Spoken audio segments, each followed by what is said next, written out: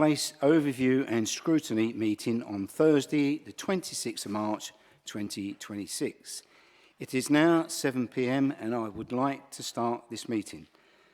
I would like to draw your attention to the evacuation procedures which can be found in the agenda under the information for members of the public and councillors section. I would like to remind you that under the overview and scrutiny procedure rules, part 1, paragraph 10, as set out in the Constitution, this meeting shall have a maximum duration of 2.5 hours. Therefore, if at 9:30 there are items remaining, the agenda item under consideration will be concluded within 10 minutes, followed by a vote, and items not yet considered may be deferred to a future meeting. I don't think that's going to happen tonight. Looking at the agenda, I think we should sail through. I would like to remind everyone present that this meeting is being live streamed and recorded for publication on the Council's website.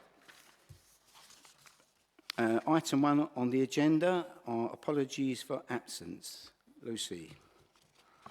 We've received apologies from Councillor Kelly, and I think that's it, unless anyone else has any. Okay, thank you. Item 2 on the agenda is the minutes. I move that the minutes of the meeting held on the 29th of January 2026, as outlined in the agenda, are approved as a correct record. Are there any comments on the accuracy of the minutes? No? All happy? Approved? Right, thank you. The minutes are approved.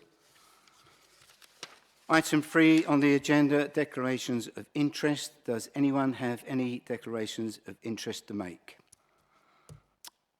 No? Okay. I have not been notified of any unplanned scrutiny items or members' rights of reference.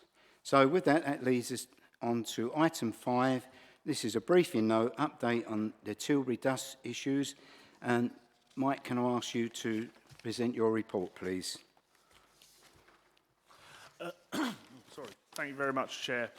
This is a briefing note to update yourself, Chair, as well as the members of this committee in relation to issues that have been facing the residents of Tilbury and what we've been classing as nuisance dust. So the issue with nuisance dust has been long-standing. And recently, in this municipal year, it was raised here at ONS for Place, in which discussions were had around setting up a task and finish group, or, as I proposed, an alternative of my engagement with those that could affect, let's say, the outcome of the nuisance dust.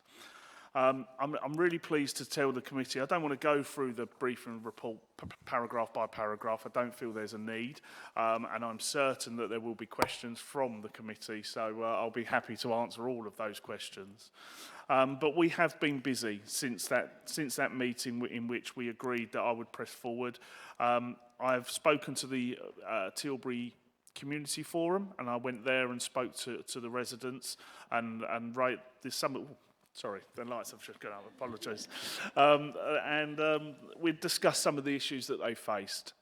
It was clear that there were issues, so I promised to take that away. And we've also held meetings with the Port Authority, Port Health, the Environment Agency, as well as Public Health and Environment Protection here at the Council.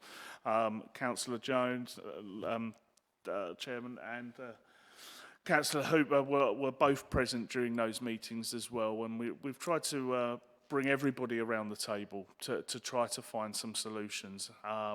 One of the important factors I would suggest, which is what we've been trying to aim for, is to ensure that there's an ability for residents to report any nuisance dust to the council 24 hours a day, 7 days a week. So I'm pleased to say that on the 7th of April, that dust line will in effect go live, and residents will be able to make that direct contact with the council. And then one of my officers from the Environmental Protection team will be able to visit the address, gather the information and the evidence, and then if it's pertinent for what we deal with it. But if it's something that we can pass on to another agency, that's what we'll do. And we'll provide professional statements so that the other agencies are able to use the information that we've gathered. So that's a really good development. And just for all councillors, the phone number that will be required is 01375 372 468. So that's 01375 372 468. However, people can still report online if they want. That is an available option to people, and they can complete the form, and that will go through to the exact same team, and someone will pick that up as well. But it is worth noting that will go through to our out-of-hours line and be dealt with by my officers. Having spoken to the Environment Agency, I can also confirm to the committee that they've committed an individual is working in Tilbury permanently, and the Port Health Authority have 3 individuals 3 hours a week. So considering the vast geographical area that they have to cover, I think that's quite a commitment, and I'm really pleased with that. Alongside that, there will also be quarterly dust meetings between all of those agencies, including my officers, for which I would intend to come back and give committees updates if so desired. But we'll keep on pressing forward with this, trying to find some solutions, making sure the regulators are regulating the sites appropriately, and where we as a council can take further action because of a nuisance, then we will. However, the first stop will always be to try and work with the regulators. There's not much more to go through, Chair, and I'm more than happy to answer any questions that you or your members may have. Right, thank you, Mark. Mike, I know that you've been working really hard with this, and I must admit I'm pleased that we're making progress, because it's been many years. We're talking about 10 years or so, and that's what the residents and the forum are saying now. We can see some movement in the right direction for this to be addressed. So that's good news all round, and I really appreciate all your efforts, because it isn't easy to bring all them bodies together, the environmental agency, the port. So that meeting that we had upstairs, I thought was a real, we made progress at that meeting with Councillor Hooper there also. Just for a clarification, the phone line, that's going to be coming live on the 7th of April, I believe. Is that correct? Yes, that's correct, Chair. 7th of April at 9 a.m, as it were, and then it will run for 24 hours a day, 7 days a week. And at this point in time, I'm going to treat it until the end of August, which will be the spring and the summer months. And then what I can do, I can assess where we are with that, so that we don't utilise public money for not lots of return. So I want to make sure that what we are spending is relevant and it's getting the results that we want, which will also include the reporting back to ONS Place here in the next municipal year. So just to clarify, Mike, the phone line, will there be someone on the end of that line at all time, out of hours as well, sort of thing? Yes, I can confirm it's the same number that we use for a number of out-of-hours services here at the council. So when people call up, they will be asked to complete a certain amount of information with that operator. That operator will then make contact with my officers. By doing it this way, I don't know, you don't get a missed call because someone's battery's died, for instance, and they're on call, stuff like that. So it will definitely go through to our call centre. It will be logged, and then my officers will be tasked from that. Okay, thank you, Mike. Members, Councillor Lydiard. Thanks, Mike. I thought it was a well-written report, accurate, and pleased to see there's a plan for the future as well. So, as a Tilbury councillor, it's going very well. Any other members? Councillor Manwell, thank you. I'd like to join Councillor Lydiard in welcoming the report. As has been covered, it's been a long-term issue in Tilbury, so it's nice that there's some movement and what's going on. In relation to the dust hotline in particular that's being launched in April, what's exactly going to happen with the compiled information? Because I understand it's going to help build a fuller picture of the issue, but since this is such a historic problem, I know you're saying that you're transfer it to, I guess, the relevant departments to look into, etc. But in like a practical sense, what can really be done about the dust issue? Because as you all know, it's been a long-standing issue, and we don't want it to feel as though it's one step forward and then not much else after that. What can practically be done to kind of limit the impact of the dust? Thank you. That's a really good question, Councillor, and one I'm happy to answer. The regulator, if, for instance, is the Environment Agency, they have a number of regulations that they will place on the company, on the production process. If what we are seeing is that those regulations are not working or they're not being adhered to, then my office will be speaking with the Environment Agency. And what we've discussed is the ability for them to enforce their regulations. In short, we will be there to make sure that they do for our residents. We are here to serve the residents, and that's what we will try to do. In terms of practical things for what the council can do, we can prosecute for nuisance dust. However, nuisance dust is a very particular offence, and it requires the officer to be present and for them to witness the nuisance to the person. I've put a section in the briefing report because it's quite important that people realise we are unable to simply prosecute or enforce against things like dust on cars. If the dust is not falling on the individual, unfortunately, at that point, we cannot prosecute or enforce. So although it's a strange piece of legislation, that is the legislation that we deal with. So we will continue to work with the Environment Agency. We will continue to work with the Port Authority. As the Chair has stated, we've had very good constructive conversations around the amount of resources that will be put into Tilbury from those organisations, and an acknowledgement that we do not want a repeat of last year, for which I believe I'm fair in saying have been the worst that it's been. So there is a commitment there to reduce the effect on residents. I've always been very, very open and honest though. We will not get rid of dust. It is a very difficult subject to deal with. However, be rest assured that my officers will be working towards ensuring anything that comes out of the companies there are properly enforced if that's the way that we need to go. Do you want to come back, Councillor Melmer?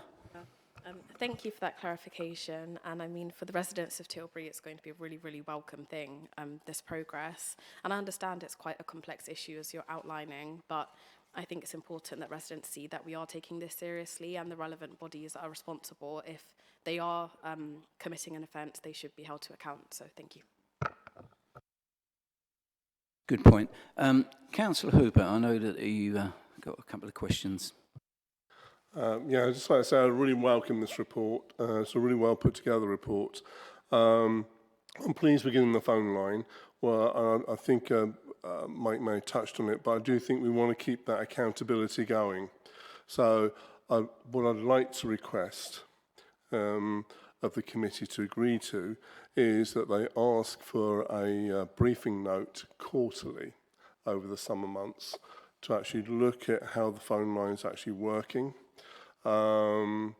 Hopefully get some feedback from residents on how that phone line is actually working, what the actual issues have been in terms of the dust, the nuisance dust, and the outcome of those reports. I'd also like to request the committee to consider that the Council, the Freeport and the EA meet quarterly. They're not public meetings, but I think it would be valuable to the committee to have a briefing note on those meetings. So again, there's some follow-up in terms of, are we looking at the dust issue? Are we reducing the dust issue for the people of Tilbury? What I'm picking up from the meetings I've had is the Freeports want to be good neighbours, and the industries locally want to be good neighbours, but we just need to make sure there are systems in place that hold people account when they're not being such good neighbours. I also just want to put my health hat on for a second, if I may, is that the dust will be tested over the summer months to actually look at the content of the dust and to see what the health impact of that will actually be. And that's going to be carried out by public health officers. So that's all I really wanted to say, or ask my question to Mike, if we're willing to have those, and to the committee, would they be willing to have those reports? Thank you, Councillor Hooper. I don't know if you want to come back on that, Mike. What we're going to do is probably add that to the recommendations, if you don't mind, and hopefully committee agree on that. I think it's a good couple of points there to be added on to the recommendations. I know Councillor Sisterson wanted to come in, and then Councillor Cherry. Thank you. And then Councillor Cecil. Right, okay. Thank you. Obviously, it is really welcome, and I'm sure the residents will appreciate just to have that phone number so they feel they can do something. I just wanted, I know you're just looking at the larger particles of dust, but from the report, the more dangerous ones are the smaller, 2.5 or less. Is that looked at all? Is that recorded, instances of that? Thank you, Councillor. In effect, what we do is we have two work streams here. So there's a nuisance dust work stream, which I'm presenting to you now, and then we have our air quality work stream. Air quality deals with those particles that you've just mentioned, the 2.5s and the 10s. That work is continuous, and it's a statutory requirement on the council to provide a strategy for that, as well as an action plan. Recently at Cabinet, it was approved that we would adopt the All Essex Air Quality Strategy. So we are implementing that with our neighbours across Essex, which is a really step forward, because we've been doing that in isolation in the past. What this allows us to do is collectively bid for funding, for scientific knowledge, better data sets. So it's in my opinion, and that of my specialist officers, it's a step forward. So what I will say is that the concerns that you have around 2.5 and 10 particles, they are dealt with within air quality, and they will be monitored, and they are scientifically monitored by the machines across the borough. I believe we have 18 sites across the borough, off my memory. However, this being nuisance dust, I try to separate the two because they are very different things. Thank you, yes. Yeah, I understand that. And are reports made back to members about the air quality measurements as well? Yes, we do a yearly report, and that's published on, I believe it's called Essex Air. If anyone wants to go on there, and you'll have a record of every single year, we'll do a air quality report, and you'll be able to view that on that website, as well as the air quality reports of every district in Essex. I believe Councillor Cherry. Thank you, Chair. I think Councillor Hooper answered my question I was going to raise about the monitoring, and that is going to take place, because it came across a bit dismissive about the visible dust, but that is evidence of obviously what is going on, and I understand that's going to be monitored and collected. Especially in the summer months, it's quite concerning that people have their windows open, and this dust is going to get into people's homes potentially. Will there be any monitoring of people's homes? Do we have any volunteers of homes that we can use to take those, I suppose, swab samples or other samples? Has that been thought of? Thank you, Councillor. What we're talking about there is the air sampling. That's going to be conducted by an independent party, as Councillor Hooper mentioned, through Public Health. So Public Health have been arranging that as well in collaboration with myself. So we'll press forward with that.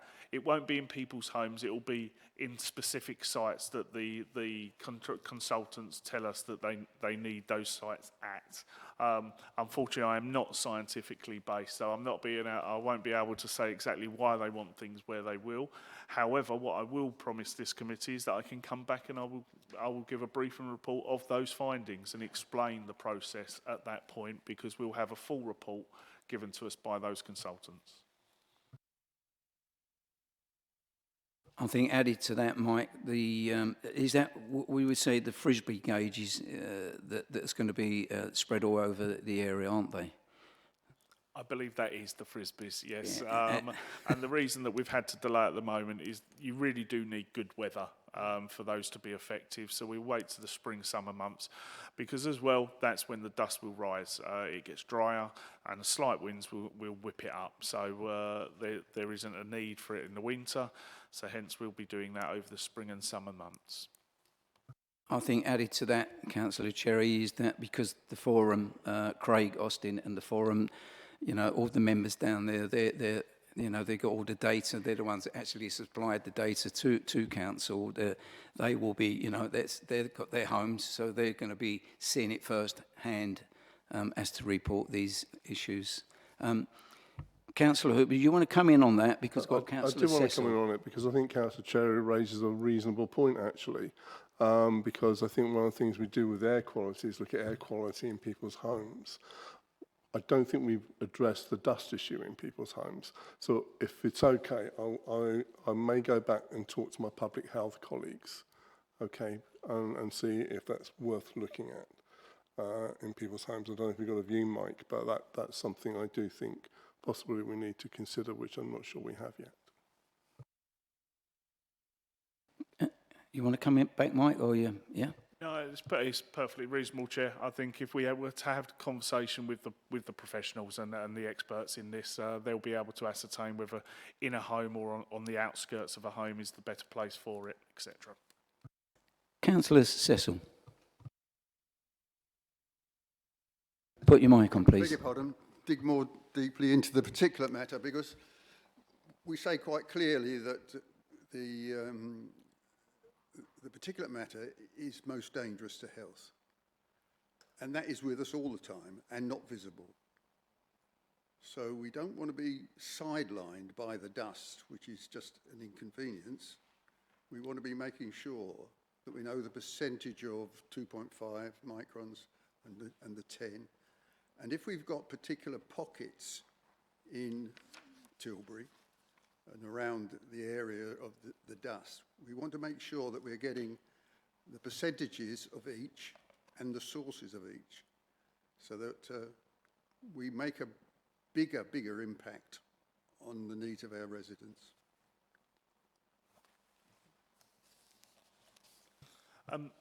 Like I say, the two are separated. I don't want anyone leaving this committee believing that we are going to concentrate on dust over air quality. Air quality is a statutory requirement for the local authority to move forward, and my team will consistently do that. It's not something that we put down because we're going to concentrate on dust. Nuisance dust is in fact dealt with in a completely different way and a different process. So please be reassured that we still always have and always will do our air quality monitoring and our end-of-year air quality report. However, our nuisance dust issue that people in Tilbury are facing is something very different, and it's still something we'll concentrate on as well, not in spite of. Thank you very much. That's very reassuring. Thank you. Councillor Maney. Thank you, Chair. Yeah, thanks, Mike, for your report. It was easy to understand and really put together well. And I did notice on page 23, it says that 2 reports were completed by the Environment Agency and 1 by the Tilbury Forum. But it said that neither of the reports were conclusive on the dust composition analysis. Is it a hard question to answer, to say why was they not conclusive? It's not a hard question to answer. We haven't got access to those reports. I do know Craig has that report though, but because they're so historic, it's not something that I'm determined to look at, because we want some more newer data, the here and now.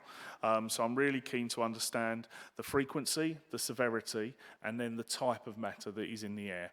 And we can only do that in the here and now, so that we can talk about the problems of today as opposed to 2, 3, 5, 10 years ago.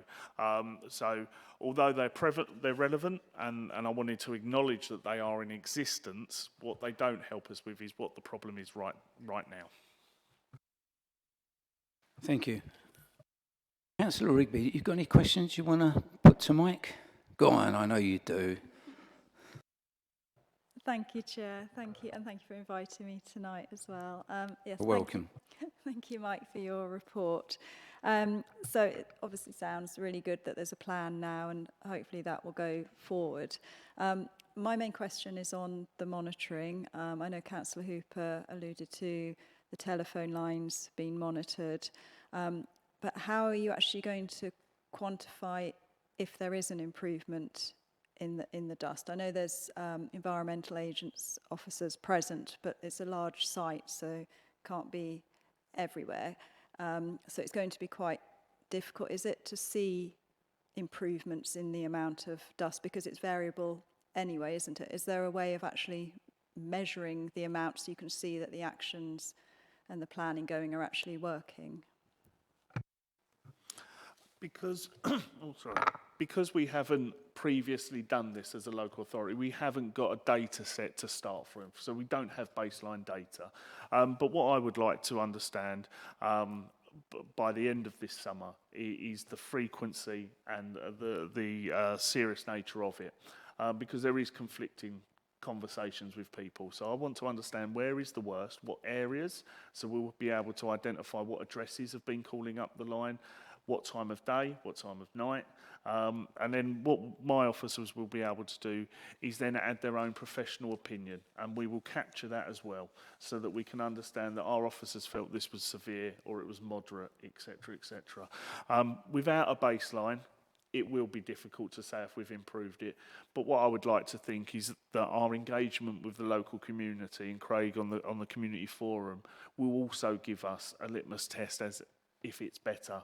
I trust their views, and I will listen to their views. So if they're telling us that it's the same or it is better, there's a lot of weight to that, and we'll continue to engage with the community around the effects that it might have had and the benefits that they might have been seeing over the spring and summer. Thank you. So I suppose if you're going to get the baseline now, you will be able to then measure improvements, but it's not going to be this year. It'll be sort of next year. You'll maybe be able to compare the sort of data from that, as well as your sort of, feedback you're getting, in the interim period as well. Yeah. Yes, certainly. Any data we do have, we will compare, obviously. So we have things like call records and referrals, etc. But they are minimal because I know through the engagement of the community, sometimes they've given up on reporting. So this is, as I said to the community, a fresh start. Report it so that I understand it, so that my officers can understand the data, and that's how we will move forward. Thank you. Thank you, Councillor Rigby. Thank you, Mike. Before I let you go, we did send some samples away to be analysed, I believe, didn't we? Wasn't that done last year? There were some samples sent away. I don't think it was last year, Councillor. I think that's where we said that they were inconclusive. I'll reiterate, some of the Frisbee discs are very temperamental, and some of those won't return the things that you need, and therefore the volume of the amount of sites that we pick will need to represent that some of them will come back as non-viable. However, what I will say is that we will look at that data, and in every briefing note that I am to bring forward to this committee, I'll be able to lean on that data and show the differences up or down of last year. And just one final, have you got any ongoing meetings booked with the port and so it's going to be ongoing? Have we left it with the port and the Environment Agency? So we have the quarterly dust meetings that my air quality officer will be attending, and I am going to be looking to make sure that I speak to the managers that attended the meeting with yourself. At present, my time is being concentrated on making sure the residents get the service that they're hoping for, make sure that we can collect the data that we need, and at that point, if the data is telling me something that I feel I need to raise with those different agencies, then I will do it at the time as well. So it's not something I'm going to wait a quarter for. I will make sure that my officers raise it with me, and I will raise it with them immediately. So, but we will continue with the quarterly dust meetings. All right, thank you, Mike. And we're definitely going in the right direction, I feel, and appreciate all your efforts. And it's been a pleasure working with you this year. And I shall be keeping a close eye on things. And because I won't be here, but I will keep. But I still work part-time in Tilbury Docks, so I'll be right close to where things are happening. So maybe I'll be able to report things to you, what's happening down there. But thanks for all your work. If you need to go, you're welcome to go, unless you really want to stay for the rest of the meeting. It's entirely up to you. But before... so the recommendations for Placement, Overview and Scrutiny Committee to note the update received, and added to that, Lucy's written some notes. So based on the conversation, I think it's agreed that we'll have quarterly briefing notes on the work, over the summer months, over the work of the dust phone line, and also the meetings with the Environment Agency, and any other meetings that happen. I think that was what was agreed. So I'll add those to the work programme. Everyone agreed, yes? Okay, thank you very much. Right, with that, that brings us to item 6, Q3 financial outturn, 2025-26. There we go. And who's going to present this one? You've come with your full team tonight, haven't you, Seema? Thank you. Right, go ahead. Thank you. Thank you, Chair. Thank you. So the general fund revenue position for Place at Q3, so that's the end of December, shows a 1.881 million underspend against a 40.285 million final budget. This is a 0.948 million reduction on the Q2 position.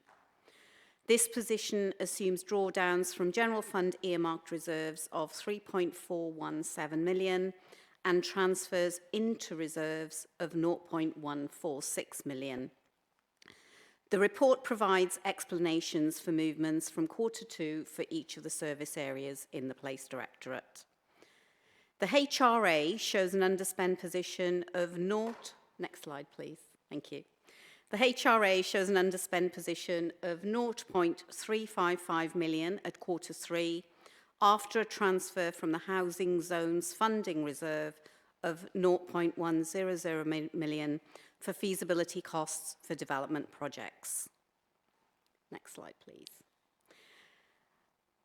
Against the General Fund capital budget for 25-26 of 62.839 million, forecast carry forwards of budget for Place projects is 33.384 million, equating to 53.1%, and schemes releasing funding is 4.721 million, 7.5%. The HRA capital budget is anticipating a carry forward of 27.601 million, which is 45.3%. Against a budget of 60.968 million. Next slide, please. At Q3, there are no unachievable savings for the Directorate. One saving has moved from at risk to on track during Q3. 4 savings moved from on track to delivered. 3 from mitigated to on track, and 1 saving from mitigated to delivered. As these are the figures at Q3, that is the end of December 2026, the figures are currently being reconciled as part of the year-end closure of accounts processes, and they will be reported as part of the final outturn for 25-26 for the financial year. Thank you. Thank you, Seema, for your in-depth report. I must admit, it's always a pleasure to pop upstairs and see you and go through some of these figures, even though they're a bit mind-baffling at times. But we seem to be doing our best to move forward in the present climate. So, you know, and I know that your going to be leaving us soon, so I'd like to thank you for all your work and what you've achieved throughout your time here. Anyone, members, got questions to see me? No? No? No? Okay. I was going to ask you about planning underspend, the grey belt guidance. Could you explain that a little bit? Because, you know, us on planning, we sit down and we see grey and now we're told it's grey. So, you know, if there's an underspend and that, and it's come from grey belt, we'd probably us on planning, council assistants and the like to know where it's coming from. And also we want to add, don't we, that slippage is carried forward. That was another thing that we was going to say, that if people see, members see slippage, it's carried forward, isn't it? So can you, the planning underspend, would you mind, Victoria? Thank you. So the planning underspend is mainly due to more income than we had budgeted for. So it's not strictly an underspend against expenditure, it's that we're achieving more income than we thought we were going to. And in terms of the grey belt guidance, I don't know the exact detail, but I can come back to you. But I believe that's freed up more land, so we're getting more planning applications through, which has increased our income. Councillor Penjala. Thank you, Chair, for the opportunity. Thank you, Officer, for the detailed report. Happy to see the progress, how we are making. So I have a question about that on overall performance. If you see the report shows 33% of the approved budget has been spent. Can officers explain why delivery so significantly behind? And also if we see against the forecast, spending is only around 60%. So what has caused this gap?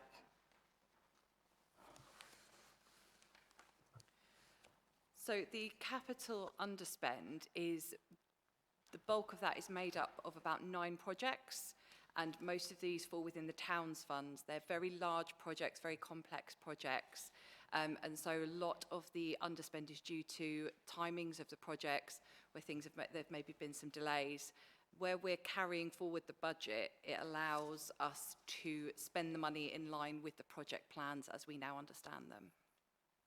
Okay.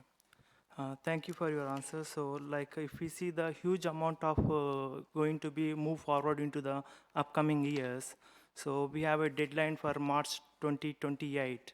So how confident we are able to deliver those projects? With those projects, the officers involved are confident that we'll be able to deliver by March 2028. A lot of the projects are moving into construction phases in the next year, some of them imminently, so we think that those timelines are still achievable. And how often our senior management are involving with this, like a big, huge amount involving this project? So how often are involving senior management? How the progress, how they are going to monitor? So capital projects are monitored through the financial process on a quarterly basis. So senior managers will be updated by us then, but they will be much more closely involved with their own project officers on a much more regular basis. If I come in there as well, we've set up a new monthly capital monitoring board as well across the council, and Councillor Val Morris-Cook actually chairs that board at the moment. So what we're doing at that meeting is looking at all the capital projects where there is underspends, genuine underspends, where the money can be released, where we can align it to new projects. So all that work is being done with Councillor Morris-Cook on a monthly basis, and it's done in detail. And that will continue, obviously, when we have a new head of finance, a portfolio holder as well. So that work will continue on a monthly basis as well. So there's an in-depth review of each of the projects, because obviously we are borrowing to fund our capital programme in this council. So we need to make sure every single penny counts. Thank you, Chair. Thank you, Officer. Thank you. Councillor Maney. Thank you, Chair. Would you mind explaining the homeless prevention incentives, like the landlord's incentive payments? Yeah, so what they try and do is we try and give incentives to landlords to try and get early move-ons or to get their accommodation ready quicker. And there's a lot of work in making sure that the incentives are given to them to take on homeless households. So it is something that's reviewed on an ongoing basis in terms of how much we're giving, how much we can increase it by, how much we're allowing for within the budget process as well.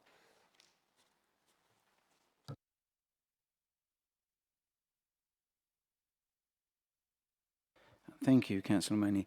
On page 31, 4.10, it's got underachievement in multiple activities areas, including trade waste. Did we not take on a trade waste manager? And did that happen? Because I thought that was the idea, that they were going to be looking after that. I see, I'm not going to get you coming, Paul. You're not sitting there doing nothing all night. Not just that.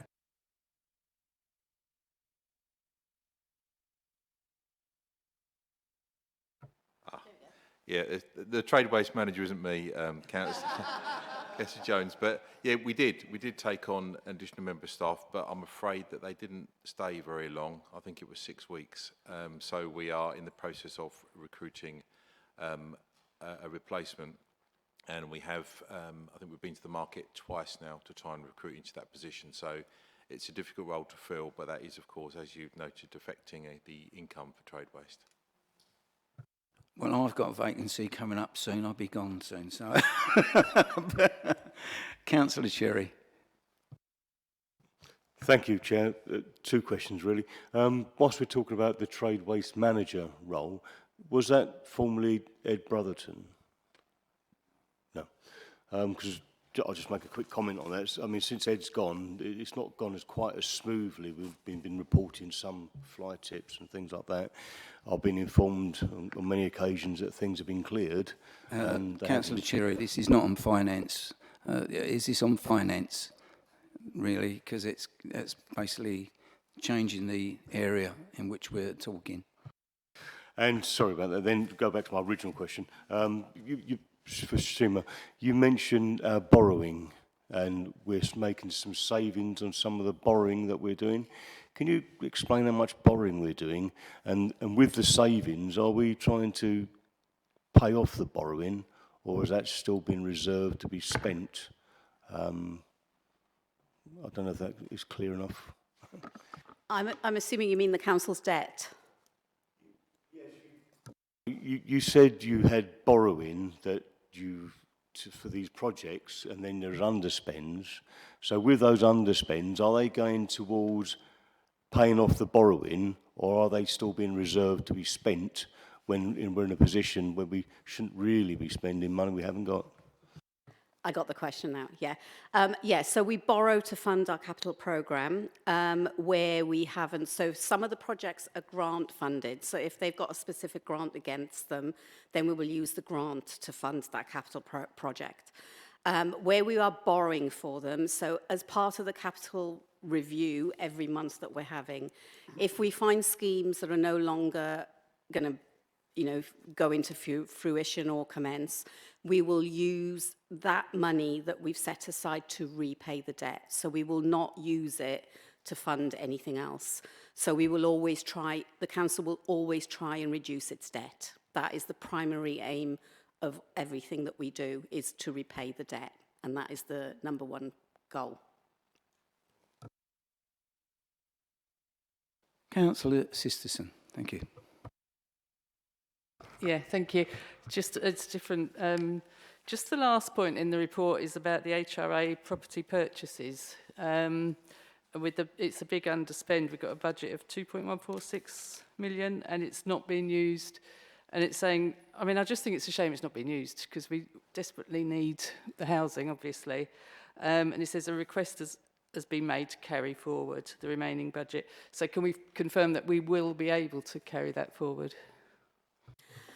So we're definitely carrying it forward, and currently there is a massive HRA development programme underway in the council. So we are reviewing every cost, every income, every line of the HRA currently. And as part of that, we're looking at, all the development pipelines, all the money that we can spend, revenue and, the HRA revenue and the HRA capital. So there is a big plan in terms of reformatting the whole of the HRA when we present Cabinet with the new HRA business plan in November Cabinet. So that work has already started and it is a big piece of work, but every penny is being looked at and scrutinised. Yeah, thank you. I just don't like to think we've got all that money there and we're desperately short of housing and, we need to do something about that, obviously. Thank you. Thank you. Selling off our capital assets, what cost does that, we are making money out of it as we're selling off, that's a cost to council as well, isn't it? Is it? So the council has an asset disposal programme, which the receipts of are being used to repay our debt. So it will only cost us if we're currently getting a rental or a rent on that property. However, it will still not offset how much we will get when we dispose of that asset. So every single asset disposal goes to Cabinet in a full report and then is approved by Cabinet. But there is a long list of asset disposals that are planned for the council, but that is solely to pay off our debt. And our right to buy sell-offs, do we keep the receipts to that, or what happens with that? So we have right to buy receipts, we keep them, but as part of the HRA development plan, there is a plan also to look at all of our right to buy receipts and have a plan for those as well as part of this big programme that we're working on currently before we go to Cabinet in November. Councillor Maney. Thank you, Chair. Page 39, Orchard Road Footbridge Renewal Project, funded through external borrowing.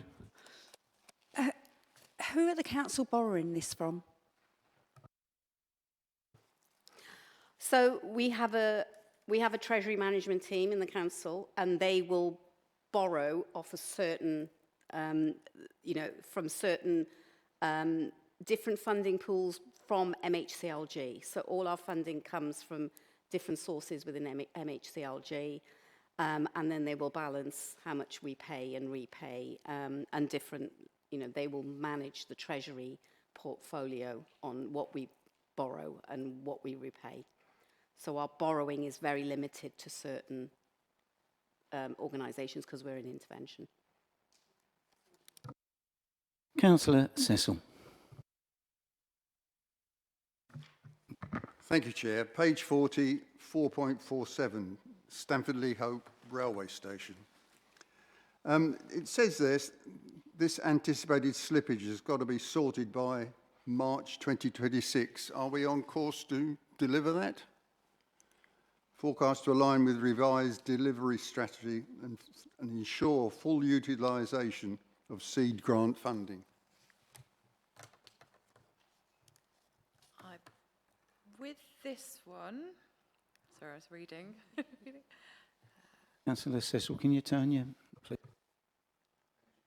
So I believe with this one, the seed grant funding, which is from the Thames Freeport, that has to be spent by March 2026, which we are in line to do. But then the slippage is for the remainder of the budget, which will be spent in future years, which will be spent next year.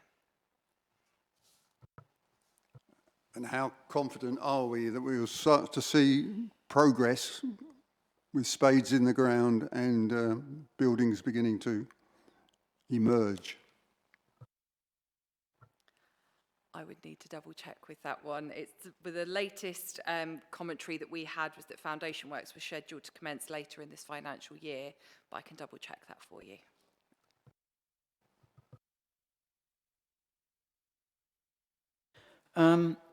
Do we know the final cost of Brisbane House? It don't look like that. Obviously the insurance claims didn't cover all everything, did it?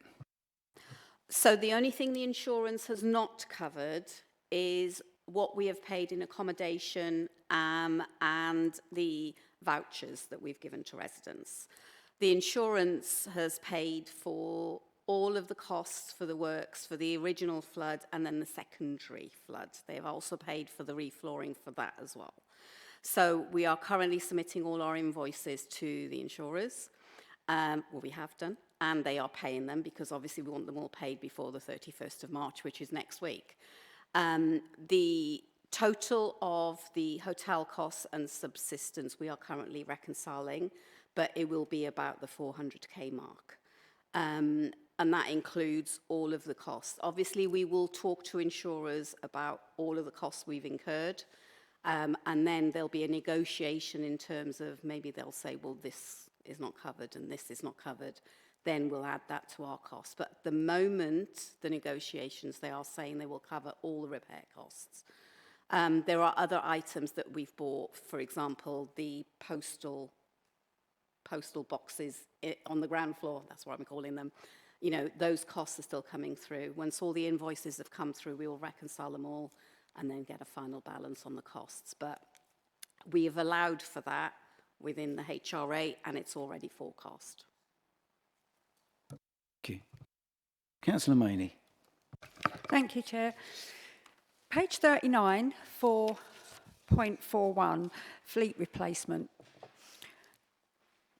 Should the council consider leasing the vehicles instead of buying because of the ever-changing recycling regulations?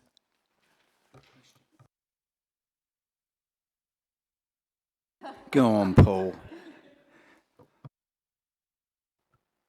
Yeah, we've held off purchasing a load of new fleet, and the reason for that is partly because of local government reorganisation. We weren't at the time. We weren't sure. Obviously, we only found out this week, didn't we? Yesterday. So we've held off purchasing fleet for that reason. We do need to purchase fleet because ultimately it is cheaper over time to do that, and generally our vehicles last about 7 years. And we also have grant funding as well for vehicles as part of the packaging regulations, and also food waste grant money as well. But what we'll do is, now we know where we are with LGR, we will look across the border to see what Basildon do, what vehicles they've got. We'll look at the whole piece, and where we can, we won't purchase new vehicles unless we really have to.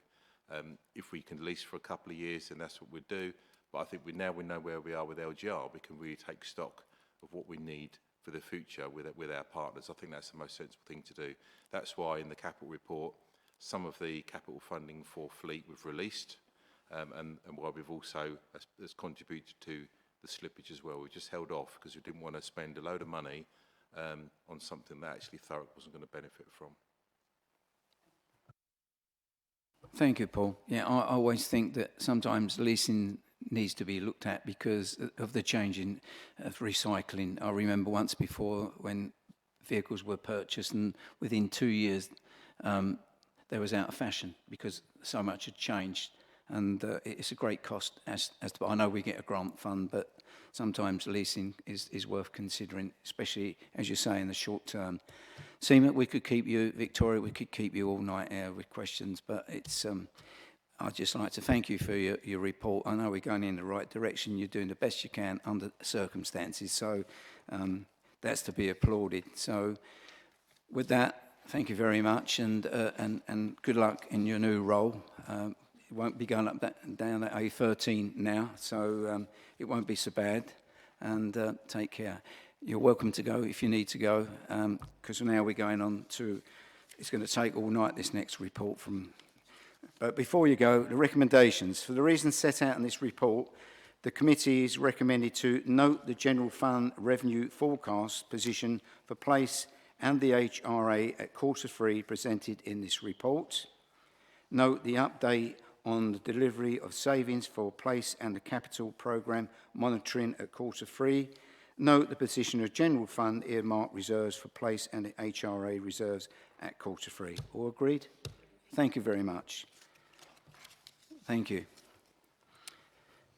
So with that, brings us to item 7, the Tilbury Ferry Update Report, which is a massive part of this agenda that Paul understands fully, I've been told.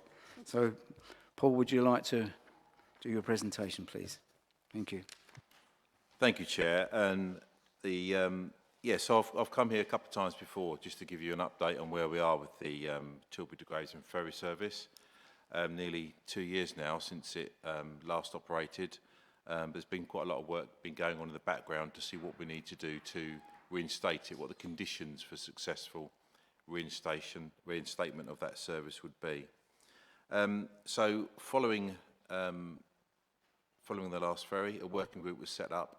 It was chaired by the Thames Estuary Growth Board at the time and comprised of a number of partners, both north and south of the river, which I've covered in paragraph 4.2 of the report. And a feasibility study was commissioned. That was initially presented to us back in January 25 and updated following feedback from ourselves in May 25. And I believe I have previously brought that report to this committee, so I know it's quite a weighty tome, so I'm definitely not going to go through that in detail. But the key points from that report are covered in my covering report. The report identified a number of variables that would need to be considered to enable a successful ferry to be brought back into operation, such as pricing mechanism, patronage, frequency and timing of the service. These are all different things that you can model. You can model a certain high price. You can model a low price, depending on patronage, and whether you have a 15-minute, a 30-minute frequency, the length of time over the day that service is provided, how many days a week. So you can see there's quite a lot of modelling work that would be required, which sort of that report identified that further commercial modelling work would need to be undertaken. So we've done a lot of work behind the scenes. As I say, the Thames Estuary Growth Board was chairing that. What was quite clear, and I think we certainly when I last came here, probably about six to 8 months ago, we spoke about having a sustainable ferry service in the future. What's really important is that a short-term fix isn't found, say 3 years of funding, and then we're back to the ferry service being withdrawn. So I think it's really important, and all partners agree with this, that whatever model to introduce a ferry is agreed in the future, that ferry service is then sustainable and it stands its own 2 feet and doesn't require public subsidy, that it commercially washes its face and can carry on and not be withdrawn again after a couple of years, because that's just absolutely no use to anybody. And then you build up your patronage and then it goes again. So in December, with the Thames Estuary Growth Board being wound up, the Port of London Authority sort of took it on, if you like, and they've asked partners for sort of what we would like to see in a spec. And, based upon those variables that I spoke about earlier, in an ideal world, you'd have an 18-hour a day, 7 days a week, 15-minute frequency. But of course, it could, as we've discussed previously, it would take quite a long time to build up to that. So, what do we need to do to get the ferry up off the ground? What variables would be the most palatable? What's the best happy medium, if you like, of those variables that I mentioned earlier, to enable the ferry to be reintroduced? So that requires some commercial modelling work, which is sort of, definitely outside of our remit and our scope. So the PLA have agreed to undertake secretariat, if you like, of a piece of work to go out to the market, to engage with commercial operators, to do a piece of work, to look at what an optimum commercial model would look like. And that's sort of where we're currently at, really. To tender, and they're currently assessing bids that have been returned before actually commissioning the piece of work. So the follow-up commercial model piece of work hasn't been started yet. That's very much in the PLA's court at the moment, but I liaise quite regularly with them, and that's sort of roughly where we are in terms of an update for you this evening. My advice would be that we continue to work with the PLA, with all of our partners, north and south of the river, and understand the details of that commercial modelling work before looking at what a subsidy may look like. In the meantime, what I should add is that we have really explored quite extensively what sources of other funding that we receive, particularly from government, that we could use for the ferry. And to date, well, up until December, we'd sort of pretty much drawn a blank, really. So we looked, could we repurpose our active travel funding? The answer to that was no. Could we repurpose our bus service improvement plan funding, or some of it, because it is ultimately a passenger transport service, if you like. I was really trying to stretch the elastic there. Also, could we use some of the toll revenue from the Thames crossing, bearing in mind it's a north-south crossing of the Thames? Could we use some of that to cross-subsidise the ferry service? And all three avenues were shut down by the department, who were very clear, and I attached the letter, very clear that they see the ferry as a commercial entity, and the commercial funding going, it should only be funded commercially going forward, such as, for example, the Isle of Wight ferry. However, in our local transport consolidated grant funding announcement that was made just around about Christmas, and you'll recall I've spoken to you previously about that as part of the transport strategy, there is a line I found which does allow, it's tucked away, you're permitted to use consolidated funding for a wide range of local transport schemes, subject to the conditions set out by the department. This includes rail and ferry schemes where there are local benefits. So that's tucked away in paragraph 17 of one of the many annexes, but we found that. So that is a little hook there that we could use to repurpose some of our consolidated funding. And we've been notified of what our funding for revenue is over the next 3 years and capital over the next 4 years. Obviously, we can't use it for next year because the commercial modelling work hasn't been undertaken, but it's certainly something that we could consider using in a future financial year as part of that consolidated funding award. Once the commercial modelling work's been concluded, once we work out what the optimum starting point, if you like, to introduce a ferry could be, and once it's agreed with our partners. So I think I'll leave it there. My recommendation to members would be that I come back at some point in the future with more details around the commercial model when that work's been undertaken. And once we've had an opportunity as officers and with partners across the north and south of the river to look at those details and then bring that back to you. Well, thank you, Paul, for your update and all your efforts and work that you do behind the scenes there as to try and find a way forward. I found it a bit amazing that there was one part that I read that said that, bearing in mind of all the no's we've had, different transport funds that we've tried to attach it to, and yet it said that if you've got a bus pass in certain areas, you can use the ferry for nothing. So I'm thinking, well, then that's doesn't make sense, then. You're saying, no, it's not a transport structure and you can't have the monies for that, but if you've got a bus pass, you can use that the ferry for nothing. So I didn't think that was very fair. But has any members got questions to Paul? Councillor Menwa, thank you. Thank you, Chair, and thank you, Paul, for presenting this report. It's very robust. I can see a lot of work has obviously gone into this, and we really appreciate it. I have two questions. My first question is regarding page 64. There was talks of an opportunity to deliver the pontoon with an underspend, and it says that that was rejected in terms of using some of that underspend to fund the ferry. I'm assuming whatever decision is made regarding that underspend would be at the discretion of the town's fund in terms of where the rest of that money goes. I just wanted to clarify that. And then my second point is to do with some of the modelling that's been done on the future of the ferry. I found it quite shocking that I think it says that the fare would have to raise by an average of circa 90% from the existing fare regime if they were to kind of try and go about things in the normal way, that's really shocking, really. And I guess it feels as though we're going around in circles, I guess, because I can really appreciate how you've tried to find every single avenue to keep this service going. And unfortunately, I've been told no. It needs to be run commercially. That's what's being told to us by the government. But obviously, there needs to be some sort of injection of funding for it to get up and running. So with this circumstance, what's the reality really of getting the ferry back? Because it seems quite complicated and there's a lot of different sort of factors at play. I'd like to know your thoughts on that. Thank you. Well, you're absolutely right, and it'll come back to, I'll take your second point first, really. It's those variables, isn't it? Because I was quite shocked, you know, price to go up by 90%. Of course, then you look, what would that do to patronage? And you'll also see in my covering report that patronage was at around about 120,000 journeys per annum.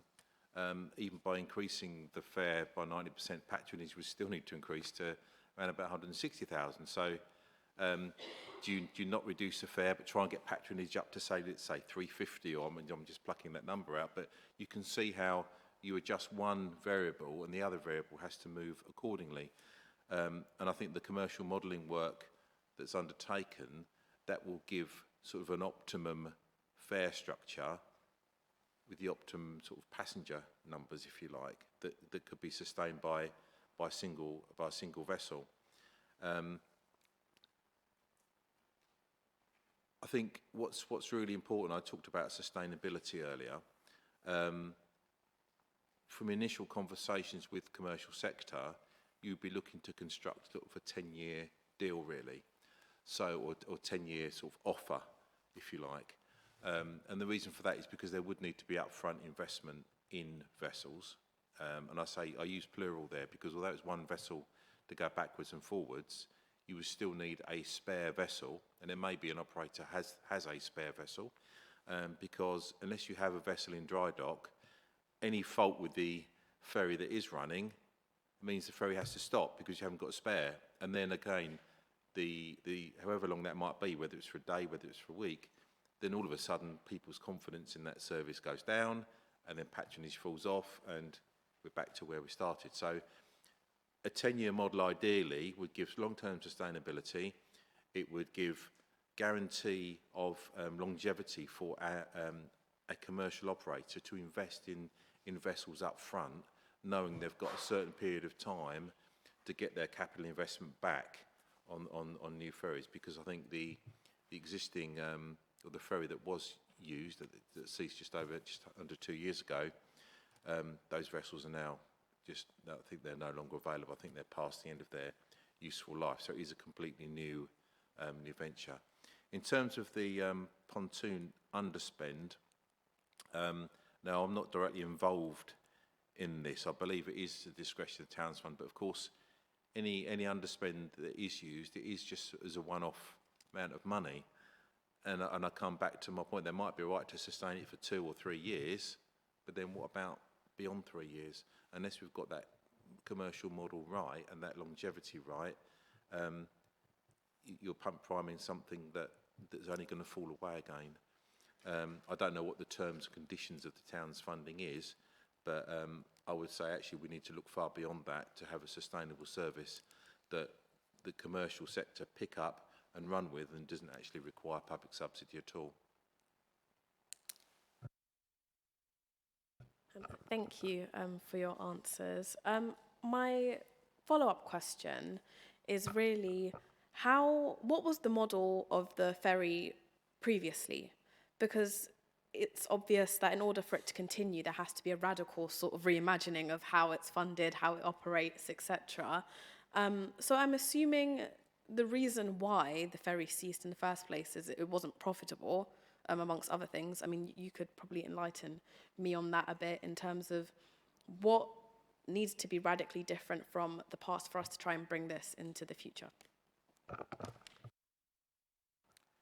Yeah, so when I arrived at Thurrock just about 3 weeks before the ferry ended, and it was one of the first things sort of that I was tasked with looking at. And I understand at the time that there was a deficit, annual deficit, which was subsidised 50% by Thurrock Council and 50% by Kent County Council. And in fact, I did used to work for KCC, and I'm aware of the subsidy that we paid for the ferry. So it's interesting.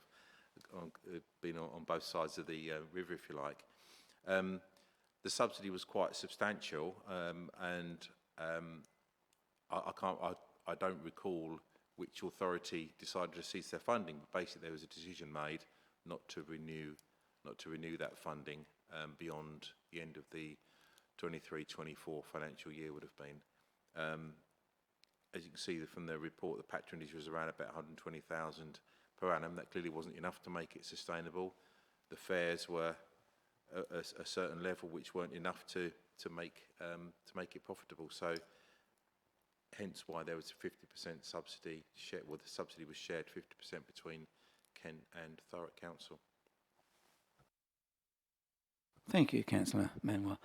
I think you asked some really good questions there, because the pontoon, for example, we was told that we was not going to get a ferry unless you get the pontoon. So it was kind of like reliant on having the pontoon, then that all goes favourable as to be reinstating the ferry. Well, the pontoon's going to go ahead as far as I know, and though there's been a few hold-ups, and so, you know, and the same as you, I looked at that this pontoon's not going to cost 5 million, 7 million, that type of money. I've already been told by authorities it isn't nowhere near that money. So I'm thinking, well, that money's sitting around, can we not use that to part subsidise this? Because I think whatever way we look at it, we're not going to find a full commercial way of operating this ferry, and definitely not at 15-minute intervals. I'd be quite happy with, say, Uber supplying a boat, or even have a reliance on Uber, or whatever they call them,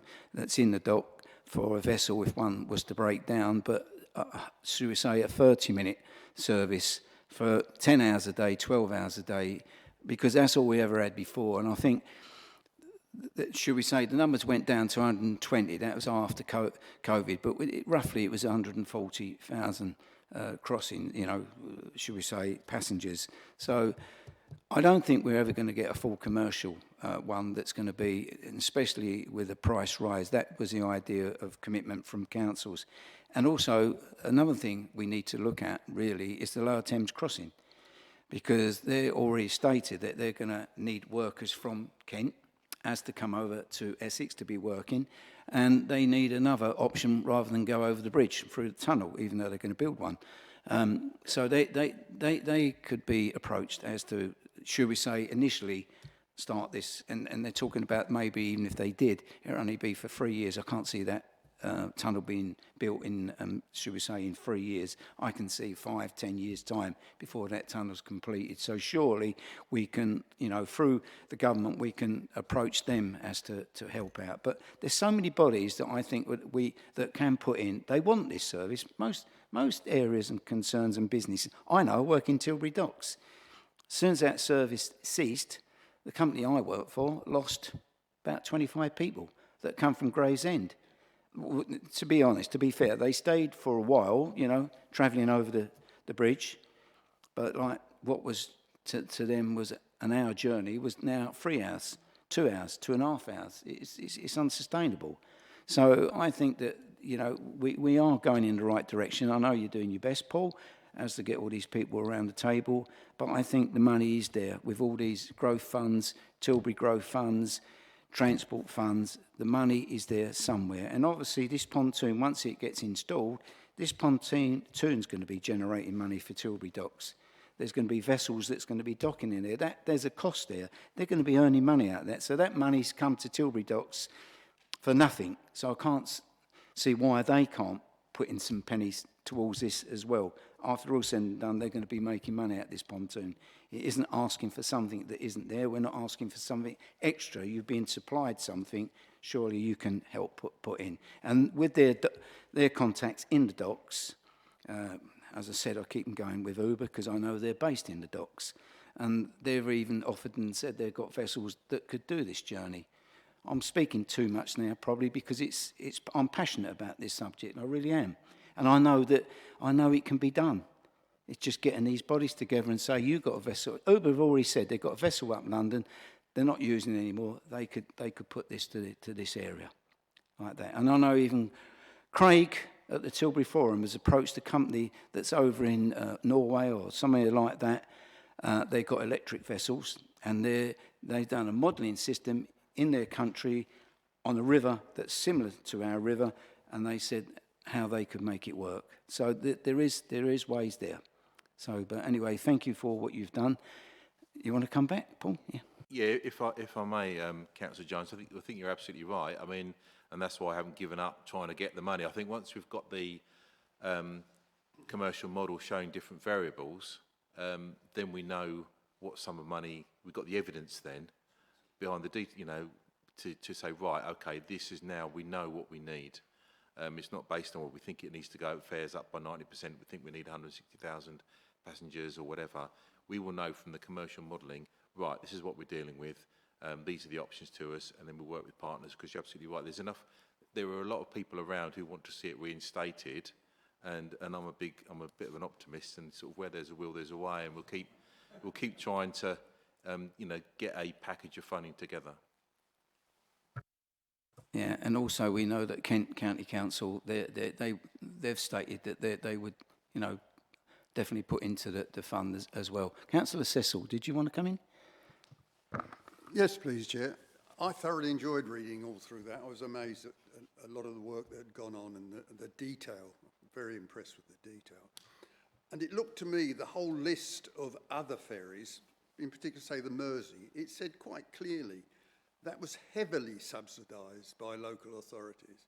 So to push us into this commercial option, I can see where they're coming from, that's preferred, but the Scots get a fortune, don't they, for all their ferries. They're the major ferry operators in the UK. And what's it, Caledonian, and they've been in trouble for a long time. But relying on, because those people in the islands rely on those ferries, relying on subsidies. So I think we should be pushing really hard, as well as the model for commercial, but saying to them, we recognise that elsewhere they're heavily set. Is your Norway one subsidised?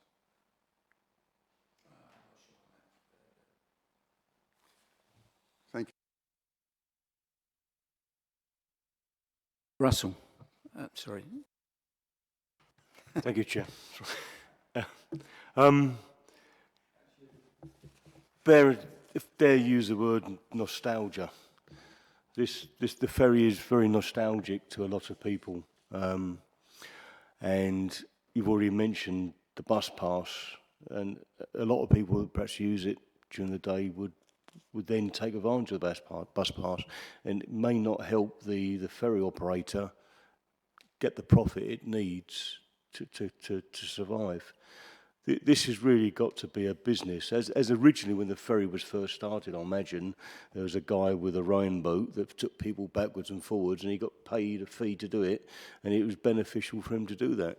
And so any operator has got to be able to make a profit, and we perhaps mustn't, as a council, I feel, indebt ourselves to this without perhaps a massive support from the people who could benefit from it, like the ports, like the docks. So we've got to look to them to be a big investor in this, and also find someone who's willing to put in the pounds to provide the ferries. And like you say, it's going to be more than one ferry to make it a truly trustworthy service. So until we find the people who are going to run the service and them accept it as a good business model, I can't see how this is going to go much further at this stage. But I really appreciate the efforts that have been put in to make this work, because I used to use it myself years ago. My belief is a lot of bus routes have subsidies to make them work, because otherwise they don't make profit.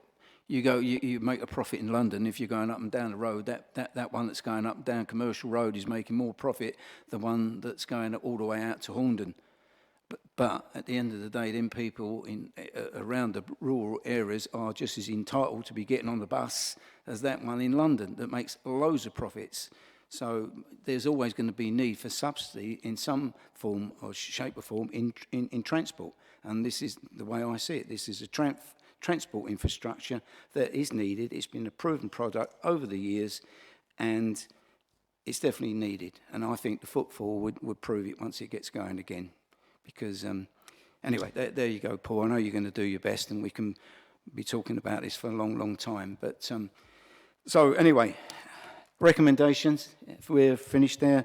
The Place Overview and Scrutiny Committee are asked to note the work undertaken to date to support the reinstatement of the Tilbury to Gravesend ferry. Okay, thank you very much. Thank you, Paul. With that, item 8 is the work programme. The work programme is on pages 211 to 14 of the agenda. Lucy, can I ask you to take us through the work programme? Thank you. Thanks, Chair. As usual, I'll take the work programme, the action log and the recommendations tracker as one, if that's all right. As it's the last meeting of the municipal year, I don't have any updates or anything to add, but always happy to take comments, questions or anything that anyone has to raise. Thank you.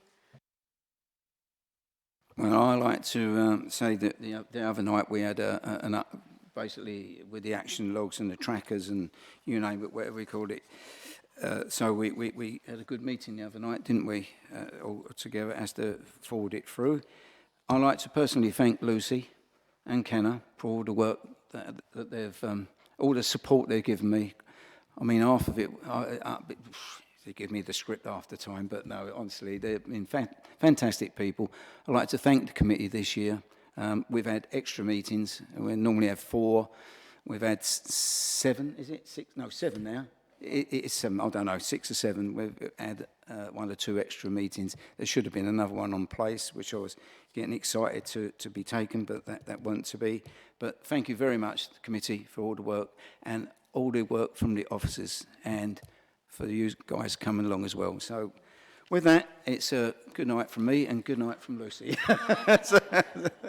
Take care, everyone. Thank you.